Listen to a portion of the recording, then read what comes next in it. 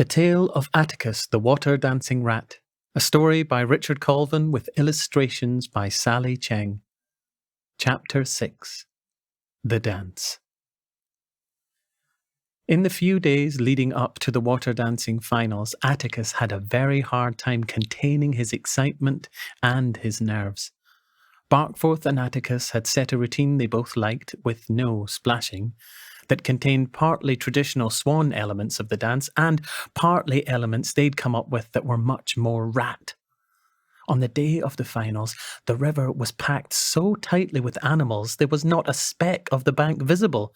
Between all the rumours circulating about Silverbrook and entire swan families threatening to boycott over a water-dancing rat, this was the most talked about dance anyone could remember.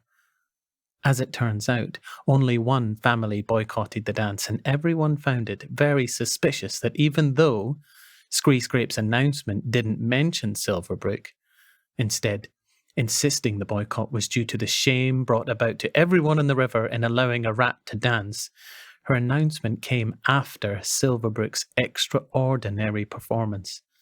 And Silverbrook's dance was just wondrous. Shay had come over and the three of them watched as Silverbrook cast a spell over everyone who watched, including them. And at the end, the whole river erupted with applause, honks, squeaks, barks, quacks, and tweets. Almost as soon as he exited the water, he was surrounded by swans, all honking excitedly. But he expertly glided through them and made his way up towards Barkforth, Shay, and Attacus. After an exchange of bows, Attacus said, "Thank you for sharing your gift, Silverbrook." Silverbrook looked at the three of them. "Attacus, Shay, and Barkforth," he said. "I'm looking forward to both your dances a great deal. Shay, the most graceful swan on the river." Swans don't blush, but Shay's bristled feather served a similar purpose. "And Attacus, the water-dancing rat, favoured pupil of the greatest water dancer they will ever be." "I do not think I will hold that title for very much longer, young swan. Your dance was wonderful." Silverbrook bowed and said, "You will always have that title to me, madam." He then bowed to Attacus and then to Shay.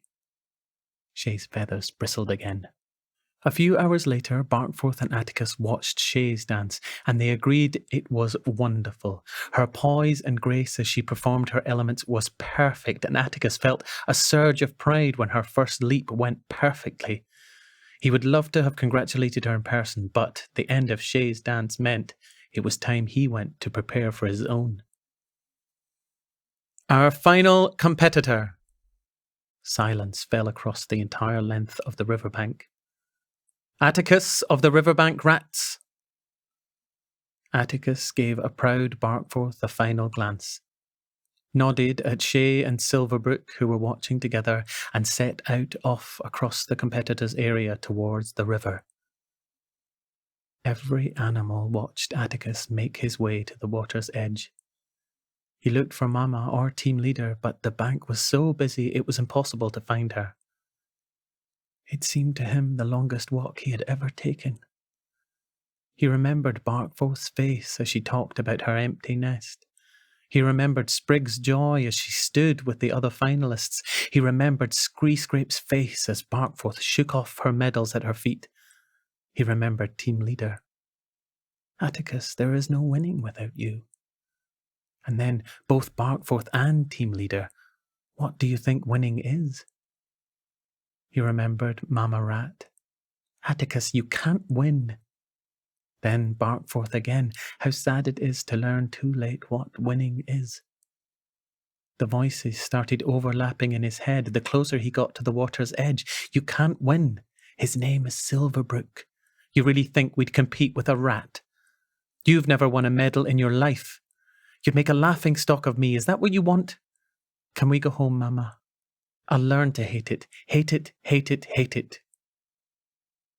When Attacus reached the water's edge, his paws were shaking, and as he looked out across the water, an emptiness filled him up, and for the first time there was no pool.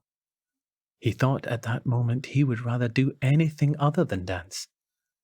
Then, after a deep breath, the river called him, and with the simplest but most perfectly executed of double spins, Attacus dived in. They had decided to start simply, ease the spectators into a water dancing rat, so they started with perfect grace. Perfect grace with a little twist. Attacus started to swim round in a perfect circle. The water gliding past him, it felt good. Then, after 2 rotations, instead of moving on to his next element, he started to rotate his body round and round as he swam another 2 perfect circles. Was that a gasp? Attacus thought. Focus, he said to himself, then dipped his body underwater, swam up out of the water, and performed a long, fully extended backflip, diving under with no hint of a splash.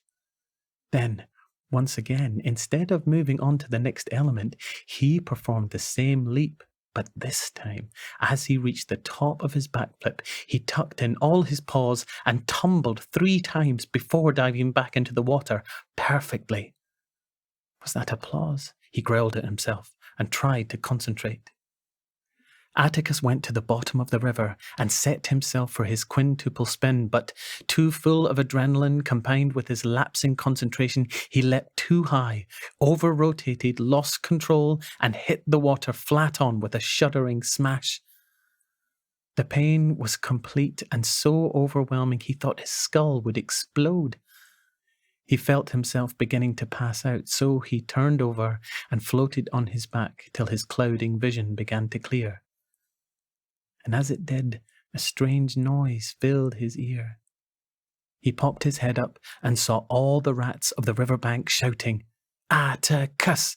Attacus!" He found Mamma Rat and saw her through her tears mouth the words, "Don't give up, Attacus." He looked at Barkforth and saw she had her neck straight up, her beak in the air, and was giving the riverbank the loudest honk he had heard in a generation. Shay and Silverbrook honking too and stomping their flippers. Attacus started beating his back paws, and the riverbank went silent. He beat the water till it splashed high up in the air. Attacus dived to the bottom and set himself in an instant to try the quintuple again. Then, through the pain, the disappointment, the embarrassment, through the still slightly foggy vision, Attacus launched himself off the floor, through the spray of the river, and up into the sun.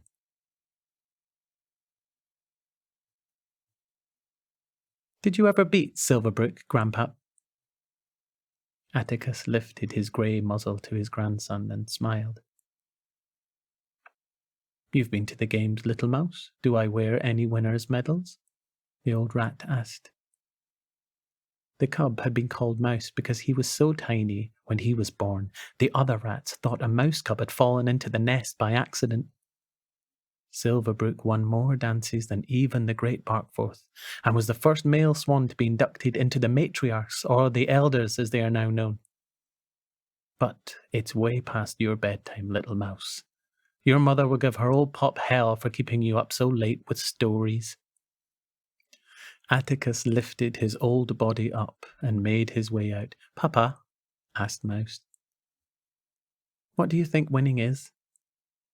Attacus let out a chuckle.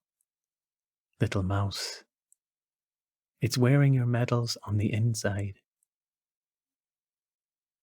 The end.